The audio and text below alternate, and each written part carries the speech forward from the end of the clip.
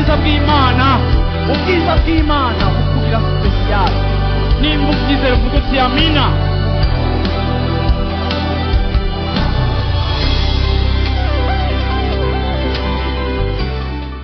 Yesu ashimwe cyane. Umutwe w'amajambo no munsi uravuga ngo umubabaro mu guhinduka.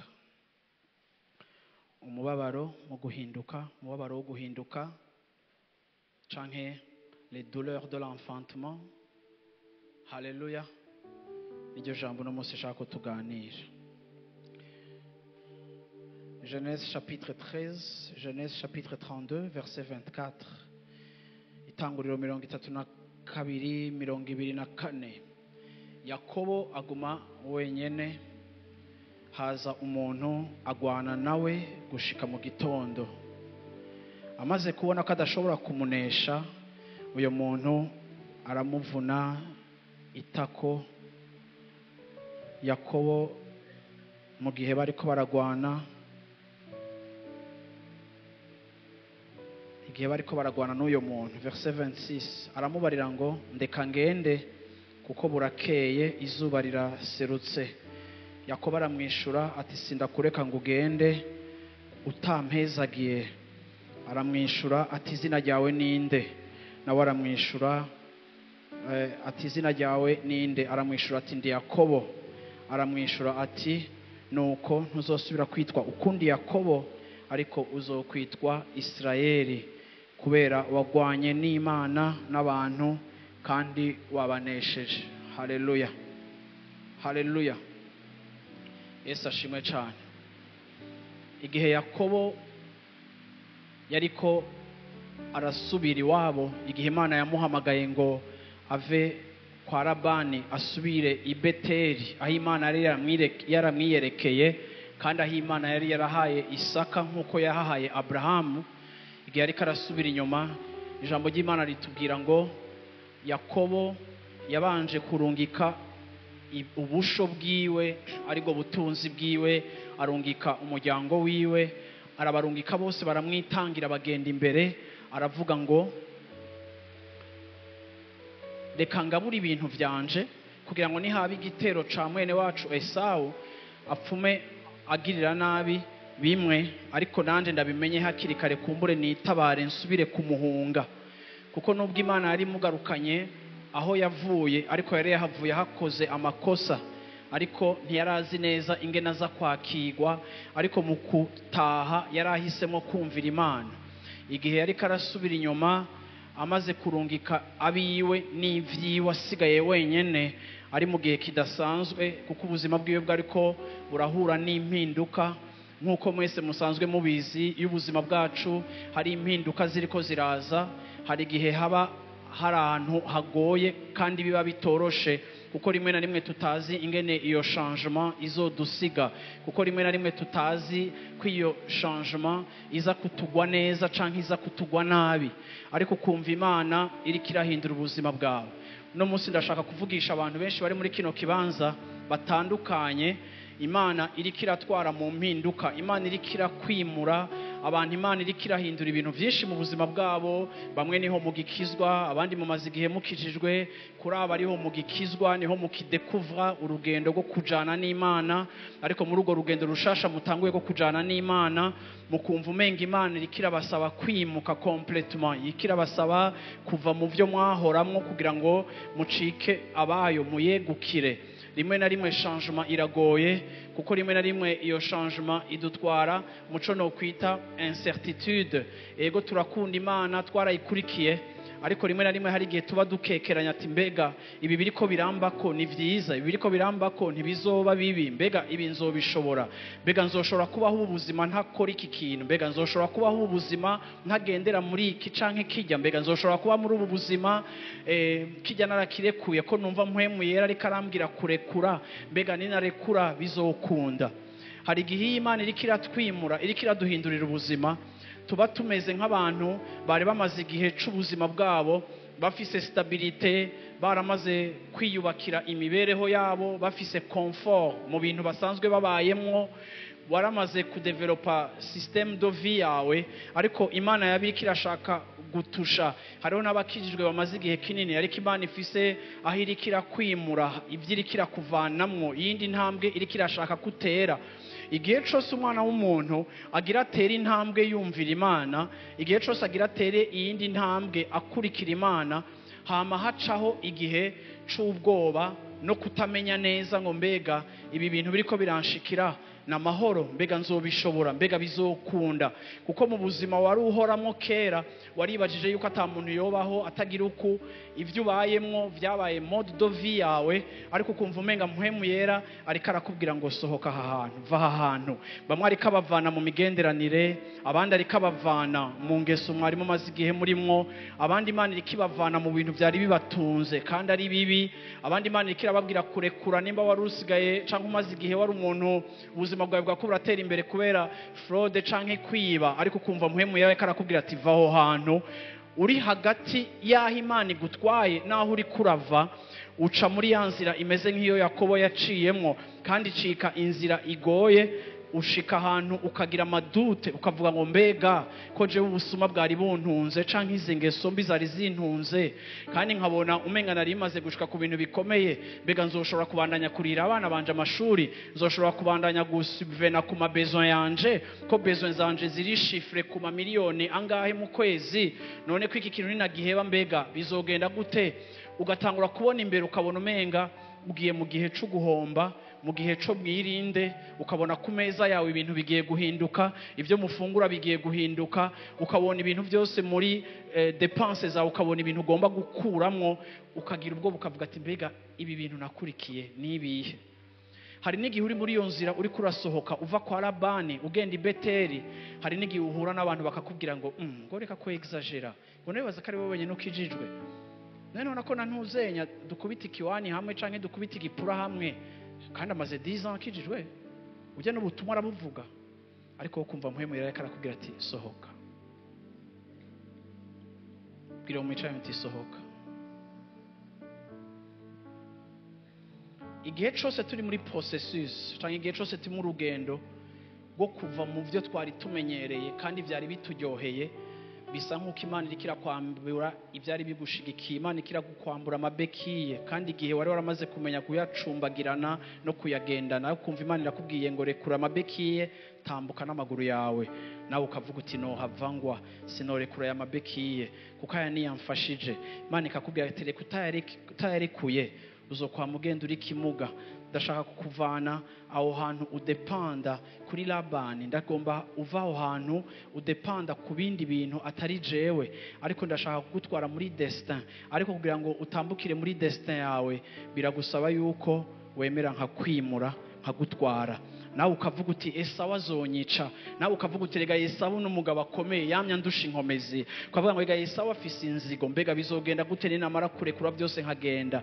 Imana ikakubwira ati ngirira confiance kuko ndiko ndakora igikorwa muri wewe, sinshobora kujana na wewe ukiri kwa Labani, ndashaka kukwimura, ndashaka gukora iyo changement. Yesu ashimwe cyane, haleluya.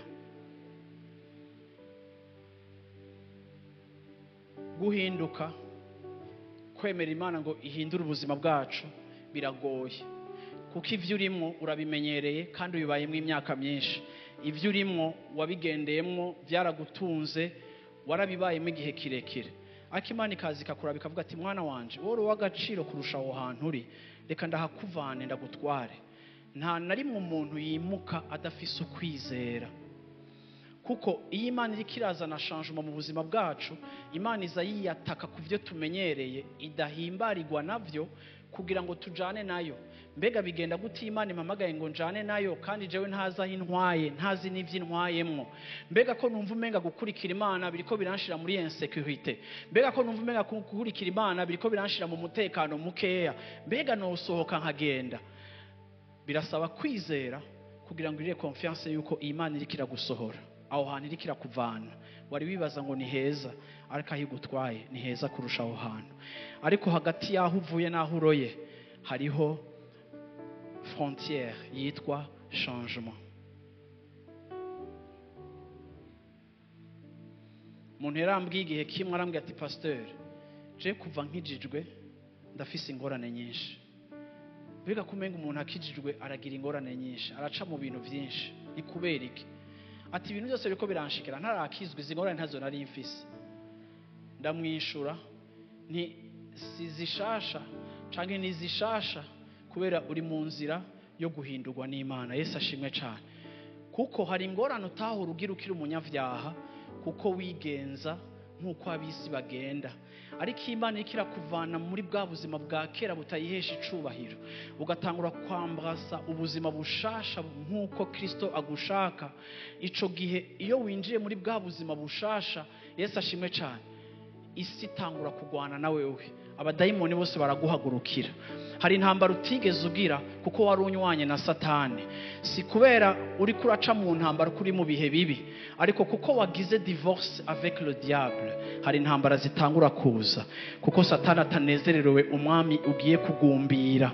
Ndavuze ngo Imana irikiri mu buzima bwawe kandi ugize divorce n'umwansi kugira ngo unywane n'Imana ibihe bidashira muri ubu buzima no mu buzoza.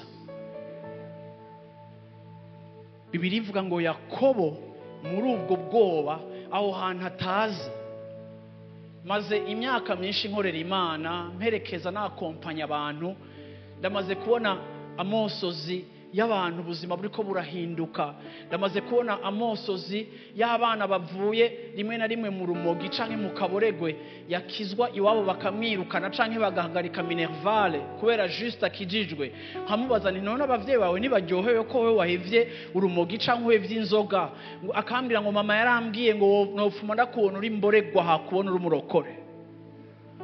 Ndamaze kubona ubuzima bw'abantu benshi, ndamaze kubona abakobwa bagendera mu ngeso mbi, nkababona bariko barakena batagifise ibyo bambara kuko bavavanuye n'ubumaraya no gucika bahabara b'abantu. Ndamaze kubona abantu barizwa n'igihe c'impinduka kiriko kiraza, ariko ndaje kukubwira no munsi muri kino gitondo ngo iyo turiko turimuka hariho amarira akoroka.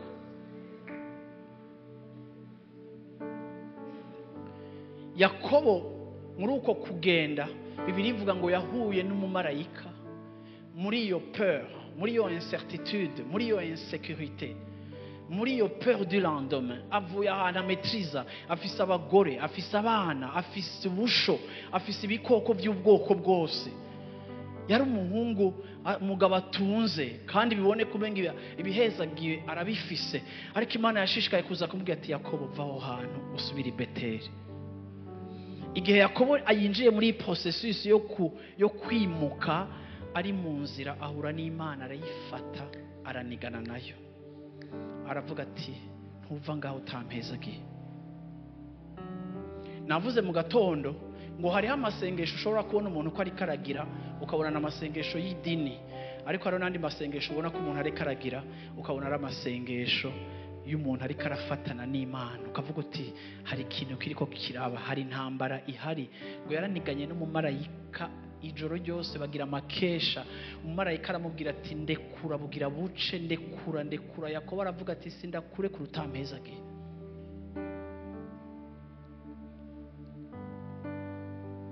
Ndahinduye ubuzima, ngiye mu bundi buzima.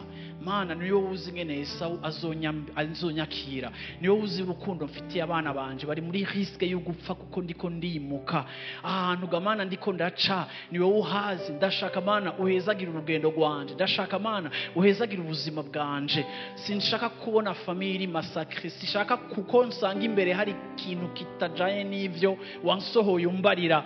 Mana ndakeneye kuvugana nanje waho unjanye. Hariho conversation tugira n'Imana muri ivyo bihe byacu byo kwimuka, mu gihe turiko ture experimenta amachangement, mu gihe turiko turasohoka muri zone ya confort yacu, aho twari tumenyereye, aho n'ingorane zaho twari tumaze kuzimenyera, aho n'unyifato mbi ya Labani kwa twiba twamaze kwiyakira akatwiba, tukavuga ati ntaco sikazima mvyuka nkaryama nkafungura.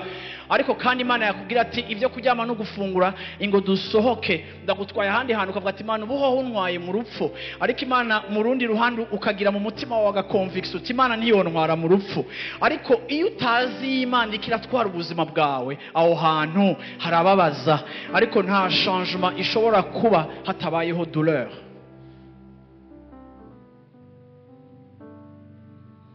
Muri Genèse chapitre 13 verset guhera ku murongo w'umunani. Genèse chapitre 13 verset 8. Bibiliya avuga ngo Abrahamu abwira Loti, aramubwira ati ndakwinginze ntihabe injyane hagati ya jewe na wewe canke hagati y'abungere banje n'abungere bawe, kuko turavukana. Ehera igihugu cose kiri imbere yawe. Nuko rero dutandukane, ni waje ibubamfu je ndagenda iburyo, ni waje iburyo je ndagenda à gauche. Uhoraho abarira Abrahamu. Loti amaze gutandukanywa nawe, Uhoraho abwira Abrahamu ati vyura amaso yawe urabe aha hantu uri, nurabe muri nord, nurabe muri sud, nurabe muri orient, nurabe muri occident.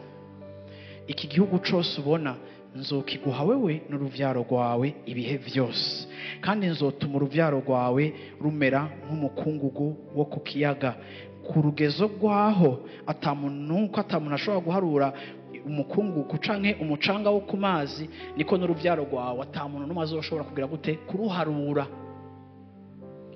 Abrahamu mu kuva i Karudayi wabo, Abrahamu yagiye atwaye Loti. Bibiliya ivuga ngo yaramukunda, niyo attachement Abrahamu yari afise, yari attaché ku muneve wiwe, ni umuntu yari areze kandi bari babanye kandi yaramukunda.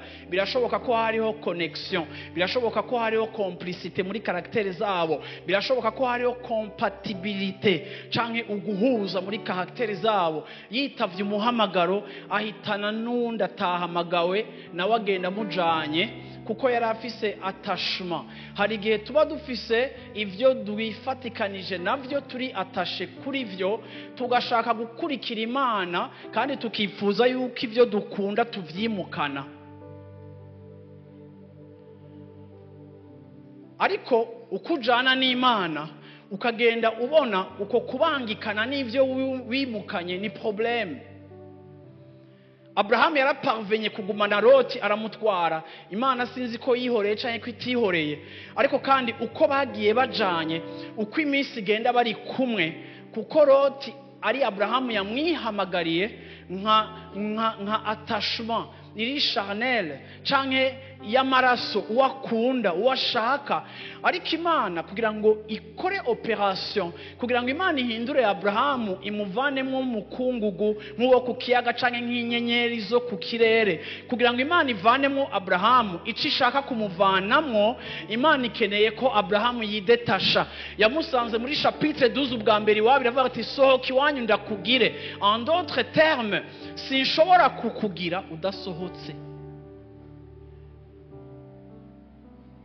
Hari changement igomba kuba opéré mu buzima bwacu, rimwe na rimwe nubwo tutaba tuyumva, ariko aho Imana iriko iratwara ishengero ryayo, bahungu bakobwa bagabo bagore muri kino kibanza, ndashaka kubabwira ngo nkuko turiko turiga kuri iri jambo rivuga kuri liberté, ndashaka kubabwira ngo kimwe mu bintu vya mbere bihesha icubahiro Imana mu buzima bwacu ni igihe turabagabo n'abagore, abahungu n'abakobwa bagize gute, bari détaché, abantu bari séparé n'ikintu cyaco cyose cyo muri kahise kidahesha icubahiro Imana. Imana idakeneye mu buzima bwawe ahirikira gutwara.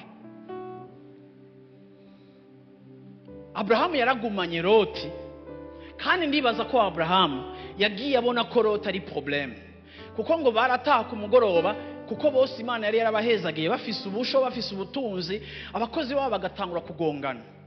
Baragonganye umwaka wa mbere, baragonganye umwaka wa kabiri, baragonganye imyaka ingahe. Chaque fois Abrahamu yisanga ariko araca imanza, kandi rimwe na rimwe kuko yarinze gutrancha canke yarinze gukara, bakavyimbirana na Loti. Abrahamu akagenda akaryama, ariko Abrahamu akumva umenga ifoko tugumana na Loti. Ndibaza ko mpemu yararaza akamubwira ati ariko Loti ntiwomureka, iga waho ndagutwaye, ndahagutwaye wenyene, ujya Jesse namuhamagaye, nta kuntu mwovana. Bwira umucane ati nta kuntu mwovana.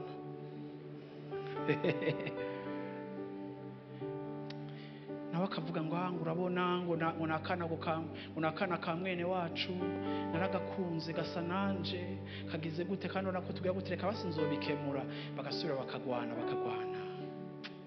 kugeza naho Abrahamu atahura yuko iyi cohabitation ntishoboka. Sinzi imyaka bizogufata kugira ngo realize yuko ubwo buzima ubayemo budashoboka uri kurakurikira Kristo. uko wiyatasha ku bintu bimwe bimwe niko atashuma yawe kuri ibi bintu iguteranya n'Imana wiyatashijeko. Hagomba kuzogera ahantu aho wowe utaba partage entre ibintu bibiri bidashobora kubakana. Bizosaba yuko hari icurekura kugira ngo ubuzima bwawe bushobore kwinjira muri destine yawe. Sindiko ndavuga ngo biroroshe, kuko ndamaze kurirana n'abantu, ndamaze kujana n'abantu bariko baraca ahantu hagoye, ariko tukamenya ngo aha hantu naho uri kurahaca ni ahantu hagoye, ariko n'umugambi w'Imana. Kugeza naho Abraham abwira Lote ati ntibigishoboka ko twama turi muri mode conflit, ntibigishoboka ko je nawe twama turiko turashwana dupfa, abakozi canke abungere bacu bagongana. Hari ivyo Imana yampamagariye, umwanya wo kwiyokipa umuhamagaro ndiko niyokipa ama conflit. Aramubwira ati niwaja à droite ndafata à gauche, niwaja à gauche ndafata à droite. Ariko uyu munsi biraheze, ndabona barira, ndabona batandukana, ndabona bababaye, ariko kandi le changement passe par la séparation. Kandi rimwe na rimwe changement iratubabaza. Imana ntitubwira kwigirisha, kandi Imana ntitubwira kuhofura amasantima yacu, ariko hari ibintu iyo ugomba kubikipinga no kubigumamo udashobora guhimbara Imana. Twese ngaha abakijijwe kera n'abakijijwe vuba, ndashaka kubabwira ngo changement irakenewe mu buzima bwacu. Tubayeho mu myaka twumva amaskandale menshi mu bantu bakijijwe, tubayeho mu myaka twumva ibintu byinshi biteye isoni mu bantu bakijijwe, tubayeho mu myaka tubashoke n'ibintu abantu bakijijwe bariko barakora, twaba mu makuru nk'ayo, tukaba mu bintu nk'ivyo. Ariko rimwe na rimwe igituma tubashoke n'ibintu bitari vyiza biriko biraba mu bantu bakijijwe nuko abantu barakijijwe bari enjoyinga benefice zo gukurikira Kristo nyinshi, ariko abantu baribagira iri jambo rivuga kuri changement. Hama message ya transformation ira disparaître mu ma église, mu bavuga butumwa ukunda wumviriza ukurikirana, ugasanga hariho absence y'ikintu kitubwira ko Imana igomba kudusepara. Hatabayeho changement rimwe na rimwe iri douloureuse, ubuzima bwacu ntibushobora kwakomplisa umugambi w'Imana nk'uko bikwiye. Wombwira ngo none nta kuntu nosengera hondi. Yakobo yari gusengera ahari akavuga ati Imana reka tubikorere ngaha, ariko ntumuze na Esau. Ariko kandi Imana ikavuga ati no, ndagomba non seulement kukwiyereka no kugukoresha uri hajya, ariko sigomba gukoresha umuntu atari réconcilier. Warivye mwene wanyu, haleluya, ugomba kuja kwireconcilier. La réparation, oh my God, la réparation est aussi importante que la réalisation du plan de Dieu dans ta vie. Utabaye umuntu ari ready kwemera kurepara no gukonfronta ibintu bimwe bimwe mu buzima wowe waragizemo n'amagafu kadekona, ariko ugashaka kwitaba umuhamagaro no gukurikira Imana, aho ugashaka ati reka tubikorere ngaha tudakosoye. Imana yambwiye ati Yakobo, sishobora kwihesha icubahiro muri wowe igihe wivye mwene nyoko ukiba mwene wanyu, ugomba kugenda kumukonfronta. Nta garanti ndaguhaye ko akubabarira canke aza kugutema, ariko kandi la séparation canke la réparation biri important kurusha confort yawe. Sors.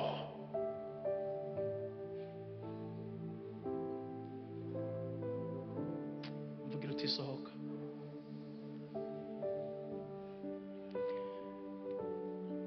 Abraham amaze gutandukana na Loti, Bibiri ivuga ngo Imana ishirazira mwiyereka mwijoro.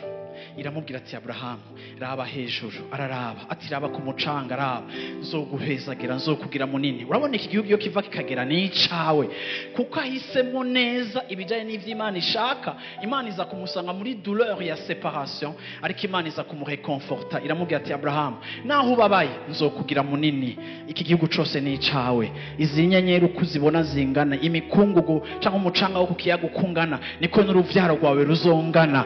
Ni Imana ifise ivyiza kutubwira iyo turiko turahitamo neza. Bwana asifiwe sana. Haleluya. Haleluya. Yesu ashimwe. Hari igihe mbashoke iyo numvise ubusambanyi muri eglise, abana bateranya amada, abahanya ama avance imbere ya mariage. Ishengero ry'Imana rirakeneye gutahura importance ya changement mu buzima bwacu.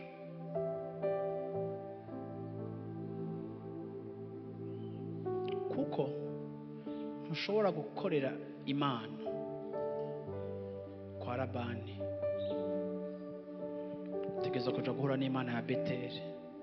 Kandi Imana ya Beteli iri holy, irinsista kuri reconciliation yawe n'ivyo wononye, kugira ngo igukoreshe atakintu na kimwe kikureka. Kuko uzocika igikoresho cyo kubohora abantu, ntiwofasha abantu kubohoka nawe utabohotse. Ninda reka aranyumva muri kino gitondo. Bwana asifiwe sana. Yesu ashimwe cyane. Haleluya. Josué chapitre 5 verset 7. Josué 5 verset 7. Abana babo nibo Imana yashizeho mu kibanza cabo. Yosuwa arabakeba kuko ntibari bakebwe, kuko batari bwigere babakeba igihe bari mu rugendo rw'ubugaragwa. Amaze guheza kubakeba igihugu cose, baguma ngaho aho bari basanzwe basagaje kugeza umunsi bakize. Uhora arabwira Yosuwa ati uyu munsi ndabakuye kwa gakekengegwe ka Egiputa. Ico kibanza gica citwa Gilgal kugeza uyu munsi. Vuga uti Gilgal. Bwana asifiwe sana. Mu gihe ca Abrahamu, gihe kimwe Imana yabwiye Abrahamu akebe canke agirire circoncision abahungu biwe. Yakobo akeba ya Abrahamu agirira circoncision abahungu biwe. Circoncision canke gukebwa canke gusiramurwa abatabonere, Imana yategetse yasavye Abrahamu kugikora, igikonfirma no mu gihe ca Mose. Ariko ico ni gikorwa cakogwa igihe bafata kuri sexe y'umuhungu bagakura kwa gashato ko hejuru. Imana ivuga ngo muzokeba abahungu banyu, kandi kizoba ikimenyetso c'isezerano ryanje namwe. No kuvuga nk'uko no munsi muri mariage twambika abadamu bacu tukabambika ama alliance ku ntoki, ikimenyetso ca alliance y'Imana na Israeli yari circoncision canke gukebwa. Uko niko vyakoretse kuri Abrahamu. Ariko abisirayeli mu gihe ca Yosuwa, imbere yuko bagenda mu gihugu c'isezerano, bari muri kibanza aha hantu Gilgal, bari muri ico kibanza Imana irasaba Yosuwa ko akeba abo bana, kuko abo bana bari abana bavukiye mu bugaragwa canke bari mwanzaje igihe bariko baragenda mu bugaragwa. Iyo myaka 40 bazungurutse mu bugaragwa, Imana icirabwira Yosuwa ati bakebe, kuko Imana yagire baha igihugu c'isezerano. Ariko Imana ntiyashaka kubaha igihugu c'isezerano badakebwe. Uko muranyumva?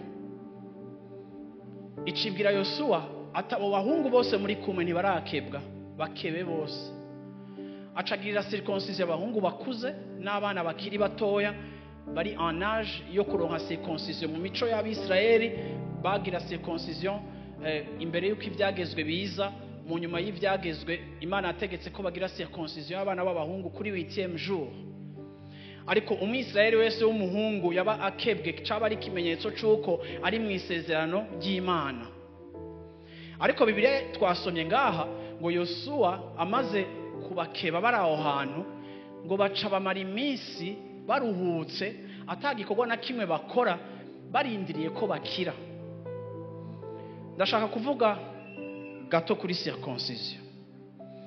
Mu kuvuga ngo baciye baguma aho hantu barindiriye ko bakira, no kuvuga yuko umuntu ari circoncis kuko abajene kubera parti akomeretsemwo usanga adashobora kwideplasa canke ngo akore ibikorwa yari asanzwe ariko arakora.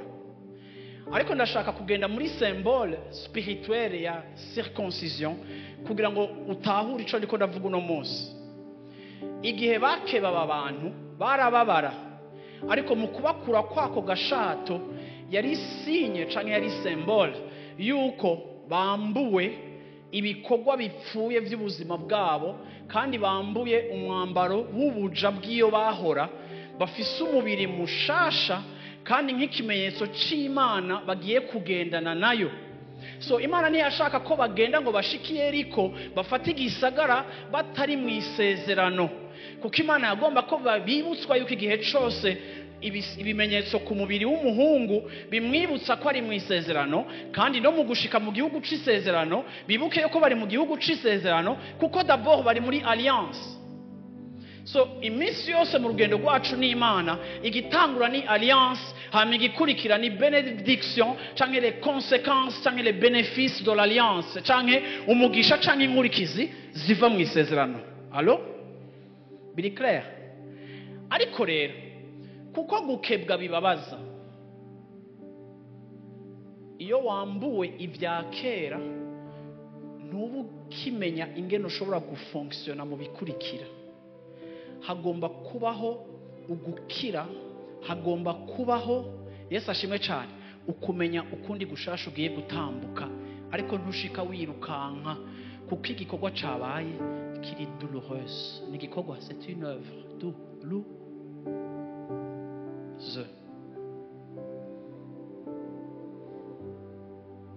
Iki kimenyetso cabo cyo kwicara ndakigereranya n'iki kimenyetso ca Yakobo igihe ari mu rugendo bariko barataha, adesize wewe guhagarara, ariko muri uko guhagarara hari rencontre, akeneye kumenya qu'est-ce qui va se passer, mbega ngiye hehe, ngiye kubaho ubuzima ubuhe, mbega Yesu azonyakira gute.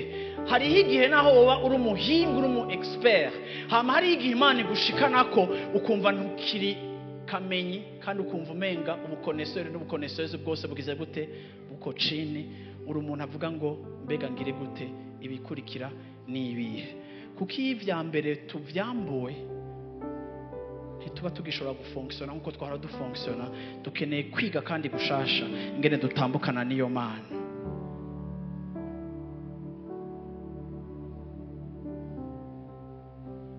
Mana simva nga utampezagiye.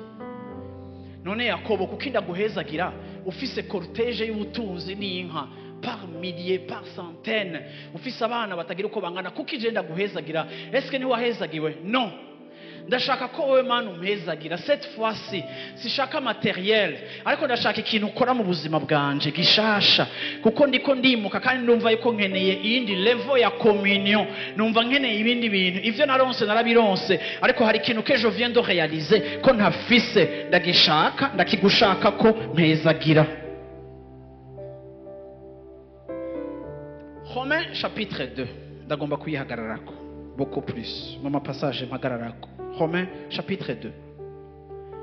Iyo umuntu ugukebwa birakenewe nimba ushira ibyagezwe vy'Imana mu ngiro, ariko nimba ucumura ku vyagezwe ugukebwa kwawe gucika ukudakebwa. Kubera iyi culture Imana yishize muri Israel, gukebwa carabaye ikintu gikomeye. Nico shaka kuvuga kuno munsi, nkuko ibindi bintu byose amasembole yose spirituelle canke ibintu byose spirituelle bibiri tubarira, yaba amasengesho, yaba gutangira Imana, yaba gutazira, yaba gukorera Imana, ibintu byose biri biblique birashobora gutakaza insobanuro iyo abantu badatahuye umutima uri derrière ico Imana ari kiravuga. Abisirayeli harageze igihe bose bacika abantu bakebwe, ku buryo harageze n'igihe ubutumwa bwiza bumaze kuza, Yesu akazuka mu bapfuye, mpwemu yera agatangwa, abapagani baratanguye gukizwa. Bagira iki? Barakizwa. Abaroma batangura gukizwa, amahanga atangura gukizwa, ubutumwa bwiza burashika ahantu hose. Ariko Abisirayeli baguma bariyatashe ku kintu cyo gukebwa circoncision, ku buryo igihe ishengero ryavuka, kimwe mu ngorane intambara ya mbere abapotre bagize nabo hagati yabo, bari bafise ikibazo cyo kuvuga ngo mbega umunyafrika niyakizwa cyangwa umugiriki niyakizwa, ko mutubwira ngo bakijijwe kandi ikimenyetso cyo gukizwa twumvise ko ari bateme, none abo bakijwe bakabatirizwa, eske bari circoncis, bakebwe? Hacatangura rero kubaho imigwi ibiri mu bapotre. Abapotre bamwe bakavuga bati umuntu akijijwe wese agakurikira Yesu akwiye gukebwa. Abandi bakavuga bati, aba Paulo icimviro cabo bakavuga ati no, gukebwa ntaco bimaze, kuko ivyo cari ikimenyetso c'isezerano Imana yahaye Abisirayeli, c'ikimenyetso ca alliance yayo nayo, ariko bijya anya ntaco bikimaze, kuko ubuunya ntibigikenewe ko abantu bakebwa ku mubiri, kuko bijya Imana yerekana vyo ku mubiri byari bifise signification spirituelle, vuga uti impwemu. Nuko rero Paulo atanguye gusigurira aba bantu, aravuga ngo mbega ugukebwa birafise ico bimaze iyo umuntu ashize ibyagezwe mu ngiro. None nimba ukora ibyaha ugakora ibyaha ku byagezwe vy'Imana, naho wowe ukebwe, ugukebwa kwawe gucitse uko impfa gusa. Ndashaka kuvuga ikintu munyumvirize neza aha hantu, kuko niko ndashaka kubereka ingene idini ari kimwe mu bintu bituma atashangement ibaho mu buzima bwacu. Aravuze ngo umuntu rero adakebwe ariko akubahiriza amabwirizwa y'Imana, nubwo adakebwe, mbega ukudakebwa kwiwe ntikuzofatwa nk'ugukebwa. Paulo ngari karagegeza gusigura ati yaco muremeka abantu ku bintu byo gukebwa, kuko mwebwe abayuda mwarakebwe ariko murabagafere b'abanyabyaha, mufise marque ya alliance kuri corps, ariko ntimufise une vie pratique il reflète la marque qui est sur le corps. Mwahaye importance la forme ariko mu néglige l'essentiel, kuko ic'Imana ivuga ku byo hanze ahaniniya, nimba ari ikimenyetso, nimba ndambaye alliance sico kivuga ko nubatse neza, kandi kwambara alliance sico kivuga ko urugo rwanje ari rwiza, kuko ibiri à l'extérieur ntimukabihe importance kurusha ikiri à l'intérieur. Igihe Imana yabasaba gukebwa kwari kugira ngo bigaragaze yuko ivy'umubiri byabakuweko, kajya gashato kakugwako ka représente la chair, umubiri. Iyo Bibiliya ikoresha iterme muri Nouveau Testament la chair cyangwa umubiri, canke murazi ko la chair ishobora gusignifia aussi inyama, ariko iyo Bibiliya ivuga la chair, Bibiliya ishaka kuvuga haniniya caractère. Bimaziki canke mwohoriki umuntu muri caractère yiwe yiyeguriye Imana, yubaha ivy'Imana ivuga, ariko mukamuhora ko adakebwe ku mubiri. None wa wundi twasomye bwa mbere ko akebwe ariko akaba ari umugafere. Versi kurikira. Nuko rero kuba udakebwe ntibishitsa,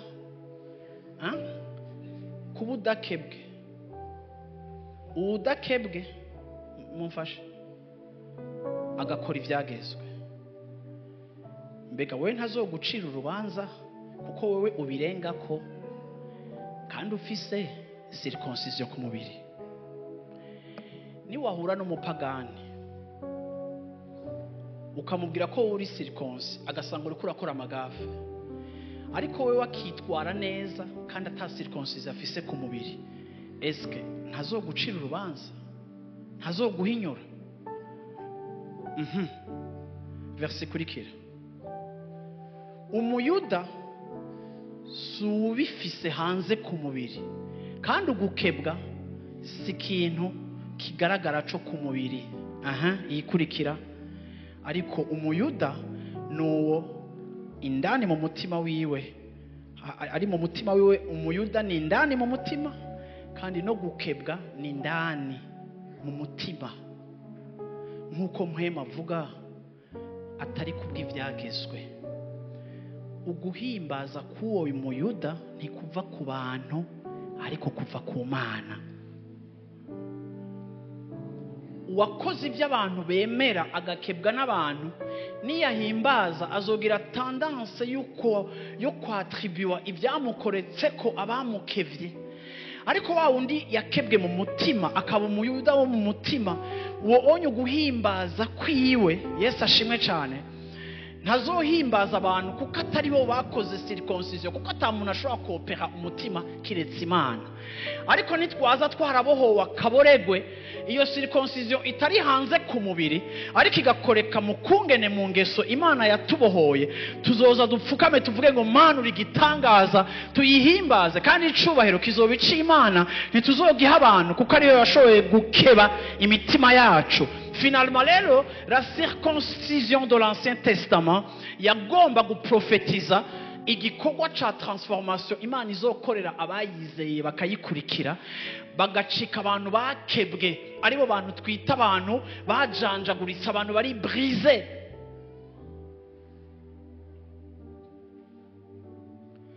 Turi mu myaka igoye, turi mu myaka ya confusion, turi mu myaka iri dangereux sur le plan spirituel. Kuko idini ritwigisha ko tugomba gukorera Imana. Idini ritwigisha ko ilfo ko tubatirizwa. Tukumva ayo mamarke yose, tukumva turabihaye importance, ilfo ko mbatirizwa mbazi menshi, ilfo ko nanje ninjira mu gikorwa c'Imana.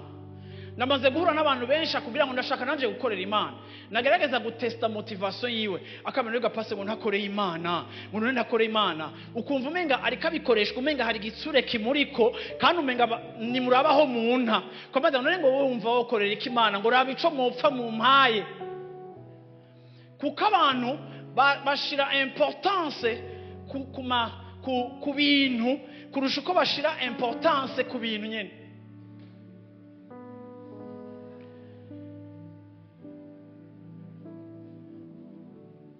Tushira importance kuri offrande, ariko Imana nishira importance kuri offrande.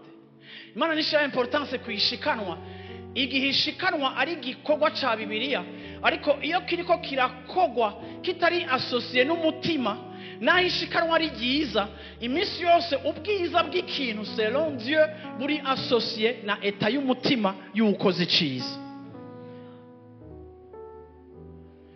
Kubatirizwa ni symbole, ariko nubwo ari ikimenyetso. Urashobora kubatirizwa ukiri gatarina, ukiri umuntu w'umubandi, uciba abagore b'abantu cyangwa uciba abakobwa b'abantu, canke ukiri mu ngeso mbi, ukiri umuntu ateranye, ukiri umuntu aroga araguza, ariko kandi ukabugize gute, ukiri umuntu ateranye, ukiri umuntu agize gute, ariko ukaba warabatirijwe. Ndakubajije ngo warakurikiye Yesu ngo narabatirijwe? No, siniko nakubaza ko wabatirijwe, kuko ico ni kimenyetso kiri mu mutima. Ntumbwire circoncision, kuko ico ni ikintu gikorwa n'umuntu kandi nico hanze. Ico turiko turarondera mu kukwihweza, turiko turondera ikintu c'indani kiriko kirakorwa n'Imana, aho amaboko y'abantu n'imbugita zidashika, ariko ahantu hari Imana ishika yonyene ikagukeba, ikakugira icareme gishasha. Aha gashato ko hejuru gakugwa ko nk'ikimenyetso cha perte canke cyo gutakaza la chair, kugira ngo hasigare ibiri spirituel. Igihe Yakobo yasenga ngo Mana mpezagira, ntiyari karavuga umugisha wo mu buryo bw'umubiri gw'inka, kuko byo byose yari abifise n'ibikoko, ariko Yakobo yari karavuga ngo ndi umusuma, kuko umumarayika arabaje ngo witwa nde, aravuga ati yitwa Yakobo, bisobanura umubeshi, bisobanura umusuma. Mana mpezagira, iri zina riranshisha, uko banzi nuko banyise birambihira, numva shaka ikintu gishasha wewe ari wewe wokora. Umumarayika aramubwira ati ndekura burakeye, ndekura ngende ntibansange ngaha. Nawe aramubwira ati simva ngaho utampezagiye. Nawe aramubwira ati umviriza Yakobo, ndakuvuna ndekura ngende. Aravuga ati simva ngaho utampezagiye.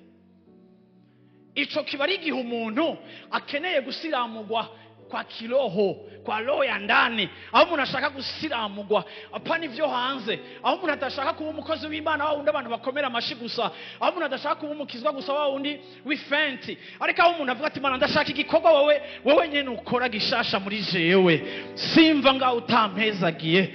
Nico gituma n'umumarayika amaze ngo witwa nde, nawe aramubwira ati jewe nitwa Yakobo, aca aramubwira ati désormais ntuzosubira kwitwa Yakobo ariko kandi wiswe Israel, ndakubatirije. Iyo niyo bateme. Yesu ashimwe cyane.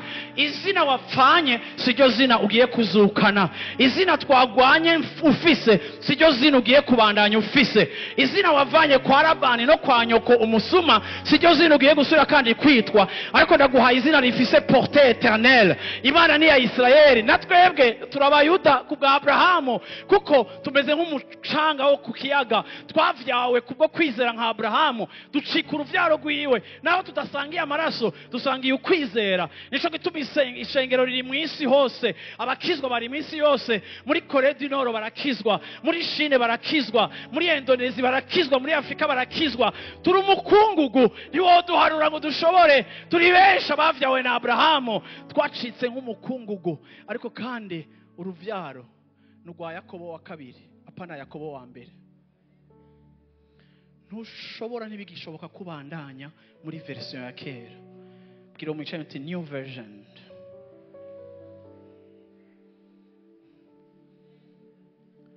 Yesu ashimwe cyane. Yakobo adapfiriye kuri ujya musozi, Israeli ntashobora kubaho. N'abantu babiri bataba mu muntu umwe agomba kudisparesa kugira ngo uwundaze. Yakobo yari atungiye kwa Abrahamu afise ibikoko n'inka, ariko Israeli ni hanga, niyo bariteye ntawe urikorako, rigira sesero ferishaka, ridashaka rikarasa. Ni hanga. Yesu ashimwe cyane. Yesu ashimwe cyane. Sinarijya ry'umubiri gusa, namwebwe mwese abakijijwe muri abayuda bo mu mutima, niko Paulo avuga. Reka ndakubwire, birateye ubwoba kwimuka kuko utazi yuroye, ariko ndashaka wizigira Imana, ugira ukwizera yuko Imana iri kiragusohora, ibona binini yakuruta ivyo uri kurabona. Utwo wiyatashije kudashaka kurekura, wibaza ngo nitwo tukugize, ndakubwiye ngo na bado hariho ibikugize bitaraje habona, biri muri Kristo Yesu. Ariko nimba condition ari d'abord la séparation, sépare-toi ikintu cyaco cyose kiriko kiracafuza ubuzima bwawe. Yesu ashimwe cyane. Yesu ashimwe cyane. Hallelujah. Amen. 2 Corinthiens chapitre 4 verset 16 haravuga ngo nico gituma tudacobogora, nico gituma tudacika intege igihe umuntu wacu wo hanze ari karatakaza, umuntu wacu w'indani agenda yiyubura mu nkomezesha, agenda asubira kandi kuba mushasha. Mufashe tuvugira ijambo, vuga uti nico gituma, subira mu cyane, nico gituma tudacika intege. Naho umuntu wacu wo hanze ari karabora, umuntu wacu w'indani ari kagirwa mushasha ku munsi ku munsi. Igihe tubabazwa ku byo hanze kubw'Imana, tuzokwama twisanga turiko turunguka ku by'indani. Ni douleur physique, circoncision irababaza, ariko circoncision ni nziza kuri hygiene. Hari igipfa kugira hagire igikize, hari kiba kugira ngo birushirize kuba byiza. Ariko nimba uri kurajana na Kristo ukavuga ngo ahantu sinzoharekura, nimba uri kurajana na Kristo uvuga ati je aho ntaho nshaka guca, kuko hari abantu benshi ndiko ndabona bahisemo kuguma de l'autre côté, bavuga ngo ndakunda Imana ariko ivy'Imana itazonkorera insanzaha sinzoyisanga hariya. Ariko ndaje kugira ngo le lieu de rendez-vous c'est de l'autre côté. Yesu ashimwe cyane. Biragusaba ko wemera kujana nayo kugira ngo ubone igikorwa cayo, kugira ngo uhure nayo, kugira ngo Bwana sifiwe sana. Yesu ashimwe cyane. Yesu ashimwe. Haleluya. Verset 28 ijya Romaine. Umuyuda si ubifise hanze kandi ugukebwa si uko ku mubiri, ariko umuyuda nujya ari indani kandi ugukebwa kwiwe ni uko mu mutima nk'uko mpwemu yera bivuga.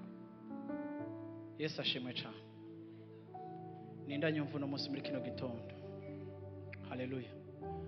Ndashaka kubabwira ngo changement ukurikira Imana hari igihe iza ibabaza kandi ikaza igoye, kuko isi iratugwanya kandi satani icifuzo ciwe nuko umugambi w'Imana udashitswe mu buzima bwawe. Ako ndagomba kubibutsa ngo hari ahantu duca tukanigana n'Imana tukavuga ati Imana ibintu bigomba guhinduka, ibintu bigomba guhinduka. Aha uyu mugabo Yakobo yagize isengesho rya changement na transformation. Ndasenga kugira ngo Imana ishire mu mutima wawe iki cifuzo cyo kujana nayo nkuko bikwiriye, kuko ibisigaye birafrustra iyo uri kurajana n'umuntu kandi mutari ko murajana. Imana ntibangikanywa, bwira umucana ati Imana ntibangikanywa, kandi mumbwira uti kandi Imana irapfuha. Yesu ashimwe cyane. Yesu ashimwe cyane. Yesu ashimwe cyane. Yesu ashimwe cyane. Abo twari kumwe mu gatondo navuze ndashima Imana, navuze intahe nkeya, ariko kandi ndavuga nti ndashima Imana kuko rimwe na rimwe uguhinduka bisaba kwizera no kugirira confiance Imana. Abantu benshi ntibariko barashaka guhinduka kuko bibaza yuko nibahinduka hari ibintu byiza baza gutakaza. Ariko ndaje kubwira ngo Imana irikira kubwira ngo imuka, irikira kubwira ngo va muri ibyo bintu byawe, nta na kimwe ahaniniya uza gutakaza kiretse ibiri charnel. Iyo umuntu akebwa icyo atakaza ikiri charnel, icumubiri. Mwanyumvise abantu b'Imana? Haleluya. Hariho verse ntanditse ariko ndayibasomere. Galates chapitre 5, uko Bibiliya ivuga kugira ngo utahure iyi circoncision Bibiliya itubarira icarico. Yesu ashimwe cyane. Haravuga ngo Galates nayishize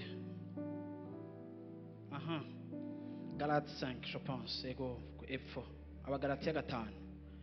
Kandi ibikorwa bya kameremere kacu biramenyekana nibi: ubushakanye, ibihumanya, ivyisoni nke. Galates 5 kuva kuri 19 kugeza kuri 21. Kandi ibikorwa bya kameremere kacu biramenyekana nibi: ubushakanye, ibihumanya, ivyisoni nke, gusenga ibigirwamana, uburozi, ubwansi, intonganya canke amakonfli, ishari, uburake, ikeba, kwitandukanya ibice, igono, kuboregwa, kudandahigwa n'ibindi bene ivyo. Ivyo ndabibaburiye nkuko nabibaburiye kera yuko abakora ibisa bityo batazoragwa ubwami bw'Imana. Verset 19. Or les œuvres de la chair sont manifestes. Ce sont l'impudicité, l'impureté, la dissolution, l'idolâtrie, la magie, les inimitiés, les querelles, les jalousies, les animosités, les disputes, les divisions, les sectes, l'envie, l'ivrognerie, les excès de table et les choses semblables.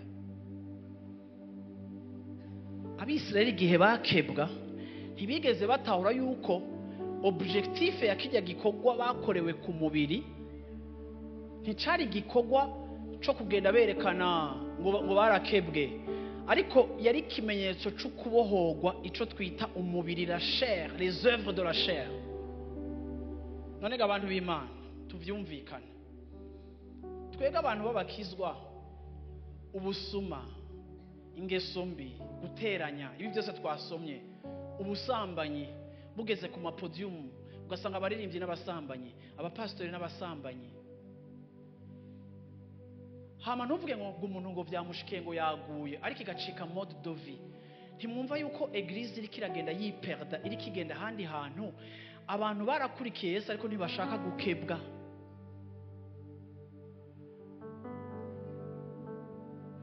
Ntidushobora kubaho twankana turi mu makonflikt tutaramukanya. Ntidushobora kubaho twotaha tuvuye muri culte tugataha turi aba trouble fête. Ntidushobora kubaho twirukanya abakozi tutabahemvye. ukanamufungisha canke ngo aje kwirembo ugaca urungika shemesha kandi uzi ko umuheranye. Ntidushobora kubaho dufata abantu nabi, ntidushobora kubaho turenganya abantu, ntushobora kuba uri ngaha anya uri holy kuko turi Sunday ariko ejo uzoba uri shetani gushika vendredi. Rega finalement turi shetani umwanya muremure kurusha dimanche. No. Rero ugukebwa sukuza ngaha muri life center, ugukebwa sukuba muri classe 1 na classe 2 na classe 3, ugukebwa sugutanga amashikanwa ngaha ngo twubake igikorwa c'Imana. Oya ugukebwa sukubura umukozi w'Imana uri kura duserva kandi uri umubandi kandi uri kura duserva. Imana ni ya importance amasigne n'ibyo uri kurakora kurusha kwiha importance ico uri kuracika indani. Mwoshaka mukicara mukareka gukora ariko mukabohoka, kuko ibimenyetso vya mbere vy'ugukira no kujana n'Imana nigihe Imana iduhinduriye amazina tugatakaza Yakobo hakavuka Isirayeli. Ico nico Imana igomba gukora mu ishengero ryayo. Na ibisigaye vyose turabafunga kiwani nk'abandi bose, duhagarike teatre dutahe muhira tuzimye n'amatara.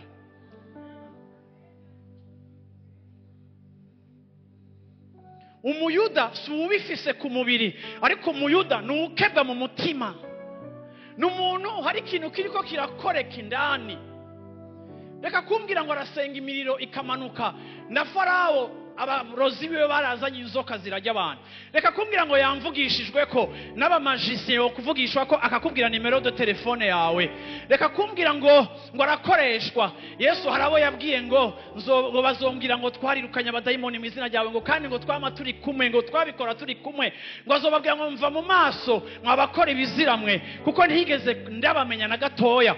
Kuko ingene dukoreshwa sivyo bikarakteriza appartenance yacu kuri Kristo kurusha ingene dukogwa. There is a gukoreshwa and there is also gukogwa. Vuga uti gukogwa muntu w'Imana. Aba bayuda barinze bica Yesu ariko ibintu bamuhora la forme. Igihe ubutumwa bwiza bwariko buracanira buriko buratreta le fond.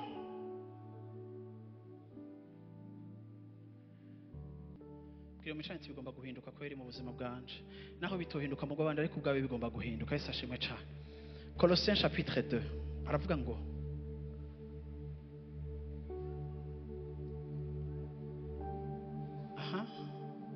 ni muri we twakebwe.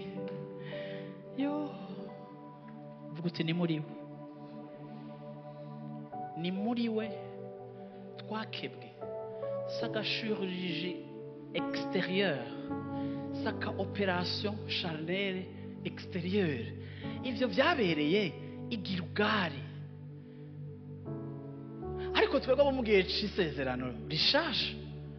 Oya, Imana ntibikorera ku mubiri ariko ni opération ikorekera muri Kristo Yesu.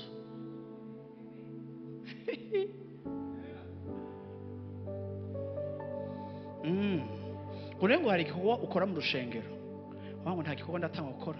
Oya, gira ico ukoze. Nasanze hari n'abantu banyegeza intege nke zabo mu gukorera Imana kandi bakibaza yuko kuko bakorera Imana bayihaye igiturire ica yikalma bagaca bavuga twese turabanyantege nke. Important nuko tuyikorera ariko nimba kuyikorera biri important kurusha kwigukora then wataye ubutumwa bwiza kutariko.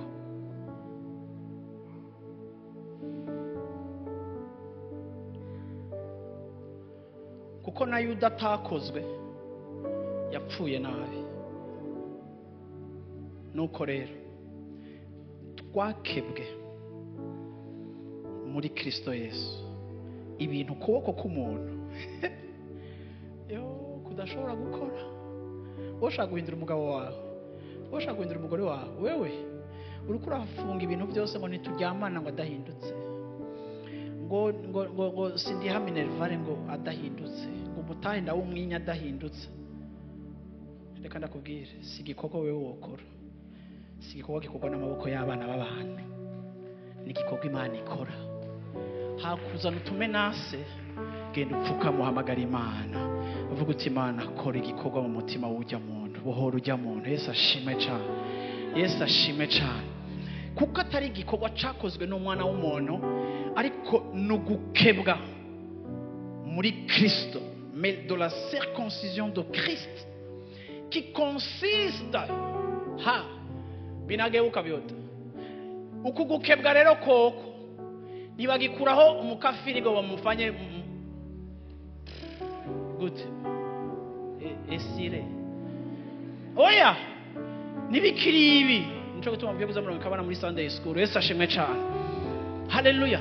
Nibikiri mu bintu byo kwambura umuntu urukoba rwo ku mubiri, no, ahubwo no kwiyambura akameremere za ngeso na bwa bubandi bwacu tukavyambura tukaza tukagira gute tukabibamba ku musaraba conforme à la crucifixion de Christ, afin que, étant mort et enterré avec lui, nous puissions ressusciter l'autre avec une nouveauté de vie. Kuko ikizutse kitavukana umubiri wa kera nkuko Kristo yazutse yambaye umubiri musha, natwe tumaze kuvyagwa nawe akadukeba tugahura nawe twazukanye nature ya Kristo, dufise ubugwaneza, tugira neza, tugira amahoro, tubabarira, bakatwita ibibono ngo kuvukijwe ngo uribono. Ego twarabaye ibono kwere, ego vraiment ntituriko turarondera isoko, ntituriko turarondera abakiriya. Kandi ndabakunda cyane, muraza ngaha mukumva amajambo akomeye yako mukaguma muzi, nuko hari Imana kirakora mu buzima bwanyu. Ataciri kirakora wotukomoka ukagenda, ariko ndashaka kuvuga ngo ni circoncision selon Christ. Colossiens 13 verset 13 haravuga ngo mwebwe mwari mwarapfuye. Vous qui étiez morts, mwari mwarapfuye, vuga uti twari twarapfuye, mwishwe n'ivyaha byanyu no kudakebwa kwari mu mibiri yanyu. None ndababaziga abantu b'Imana, Paulo mu Bakolosayo ariko avuga ko mwe mutakebwe ku mubiri. Nibyo ariko aravuga, nibyo ariko aravuga, nibyo ariko aravuga, no. Ariko Bibiliya ivuga ngo twebwe twari twarapfuye, twishwe n'ivyaha, twishwe no kudakebwa mu mibiri yacu. Ni ukuvuga ngo imibiri yacu ntiyari porteur y'ikintu na kimwe Imana iri kirakora. Iyi absence ya circoncision Paulo avuga ni absence y'igikorwa c'Imana kitugira abahungu beza n'abagabo beza, abagore beza n'abana beza. Abana atarabarobere ngo nuko basenga ngo abavyeyi babo ngo ntibuzuye umwuka, ukabarenza ugwamuvuga mu ndimi ijoro ryose. Bakubwira ngo uratumena amatwi ngo koma shetani. Ugasanga amashengero muri no myaka turiko duproduisa uduphénomènes, utuntu bizarre umenga n'utu monstre plante. Kuko tudatahura ijambo ry'Imana ritubwira, kuko Bibiliya ivuga ngo muhemu w'Imana, muhemu w'umuntu aganzwa na nyenewe. Kandi Paulo aravuga ngo nimba uri kuravuga mu ndimi zitamenyekana, abantu badashobora kuzitahura umwanya munini, umeze nka sembari iri kiravuga, mbega niho wopfa umuvuga mu majambo make yumvikana, umwanya wo kuvuga mu ndimi ukaba muke, kugira ngo auditeur wawe ashobore kumva ico uri kuravuga. None ubu dusigaye turi abantu bagenda umenga ni nk'ugukebwa, turiko turetara ahantu hose ugenda, no muri ville uramutsa patron lemblota shakata laka lika. Reka nakubwire, uzokwirukanwa, uzokena, uzozana n'imitwaro, kandi bambwira ko bakwirukanye kubera ivyo, nanje nzokubwira ngo mva mu maso. Kuko oriye yuko duproduise ama resultat agaragara fatika y'impinduka abantu ngo batubone bashake gusa natwe, ducika utumargino, kuko le diable ntaco bimukuta ko ducika udukinisho n'utuntu nyene tw'utuntu. Ariko turi muri planète Mars. Erega n'indimi yoba circoncision yo ku mubiri, kuko nimba ufise indimi uguma uvuga mu ndimi ngo shangwa ari spirituel, ngwazi ko niyo musanze ngo muhira bari kavuga mu ndimi, ngwazi ngo niyo abe ari kukaza kavuga mu ndimi, ngo ahantu hose ngo aje ari karavuga mu ndimi. Reka nakubwira ikintu kimwe, ku buryo atanico kiri kurakora ntugikomunika n'abantu ngo bakuravuga mu ndimi. Reka nakubwire ikintu cyose kiri biblique kirashobora gucika idini nk'iyi circoncision, ariko igikwiye gukoreka cave ukabura umunyamahane, trouble fête, wava ngaha ku rushengero muhira bakaba bariyegeranya kuko igikoko kiratashe, apana umwana w'Imana. None nimba muhemu yera atwuzuza ubugwaneza bwawe buri hehe kumaze igihe kinini ukijijwe ande w'urindimi zawe uwe ta douceur. haleluya. Twari twishwe no kudakebwa muri kamere kacu, ngo yadusubije ubuzima hamwe nawe, atugirira ubuntu, atubabarira ibyaha byacu byose. Ndashaka kurangiza mvuga ngo Yakobo ategerezwa gusigara ku musozi, Israel ajabuke, kuko Imana ifise business hamwe na Israel.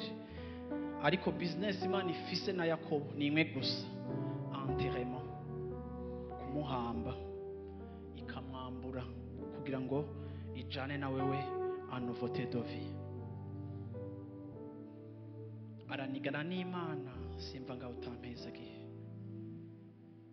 Bibiliya ivuga ngo Imana iramuhezagira, ariko ngira muvuna igufa ryo kwitako, hama ugucumbagira kwiwe, kuko yari asanzwe akebwe, ako cette fois ugucumbagira kwiwe guca gutemwanya y'ubuzima bushasha, ubuzima bwe bwatanguye. Ushaka kumenya uwahora yitwa Yakobo asigaye yitwa Israel, wamubonera mu gucumbagira, kuko uhora habanza gukuraho ibya kera kugira ngo azane bishasha. Iyo experience irababaza. Ndagomba kukuremesha nimba abagenzi bariko baraguta, ndagomba kukuremesha nimba bakwirukanye mu kazi kwera utagira ibiturire, ndagomba kukuremesha nimba abagukunda baguha amahera urinze kudandaza umubiri wawe baguhevye, ndagomba kukuremesha nimba abiwanyu bagutaye kuko ubanka kubazanira isazi n'ubunyegeri kubera usigaye wifana. Ndagomba kukuremesha nimba usigaye uja kwicara mu bandi bakavuga ngo uri kuri twumviriza uri ko tunyweramo ifanta, kumva bariko barakuhojeta. Ndagomba kukuremesha ndakubwira ngo hari ibigomba gupfa kugira haze nature nshasha. Hari agashato kagomba gukugwaho kugira ngo ikiri charnel gitakare, hazi ikiri spirituel. Ntibishobora gukombinwa, ntibishobora gufatanywa ari bibiri, kimwe kiradisparesa kugira ngo ikindi kize. Ndaremesheje abantu batakimota, ndaremesheje abantu batakifise stick na deodorant, ndaremesheje abantu batacambara neza, ndaremesheje abantu baheruka restaurant kera baba ngo ntawo nsohokana. Hello, hanigi abantu bamwe ngo ngo pastor ngo bahungu iwacu barabona, barabona, ariko ari Imana ibahumisha, kuko nimba hari operation Imana ikirakora, circoncision iri kirakogwa, hari bigomba kuvaho, ugomba kwiga kubaho ata restaurant. Kuko n'Abisirayeli baheje kubakeba ngo bamaze iminsi bicaye kandi bafise amaguru, kuko hari iminsi umenga there is no movement.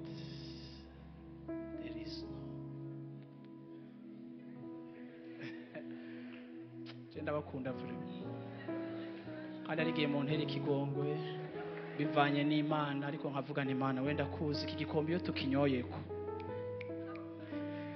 Numva message ya elevation Yesu ashimwe cyane. Ico gikombe tukinyoyeko Yesu ashimwe cyane. Hakurikira elevation Yesu ashimwe cyane. Vuga uti elevation. Rega ntidupfa ngo duhereyo, turazuka. Bwira umicanye uzozuka. Ego kweli. Basi muhaguruke twisengere, tubwire ngo Mana naho bibabaza ariko birakwiriye. Ntibyari byoroshe, ntibyari byoroshe, ntibyari byoroshe, ariko byari bikwiye. Ntibyari byoroshe, ntibyari byoroshe, ntibyari byoroshe, ariko bari bikwiye. Ntibyari byoroshe, ntibyari byoroshe, ntibyari byoroshe. Hagurutse uwo mwicaranye mubwire uti ntibyari byoroshe ariko byari bikwiye. Murabe mu maso mubwire uti ntibyari byoroshe ariko byari bikwiye. Yakobo arakugwaho kugira ngo Israeli abeho. Haleluya. Twabakebwe muri Kristo Yesu kugira ngo bazukanwe nawe.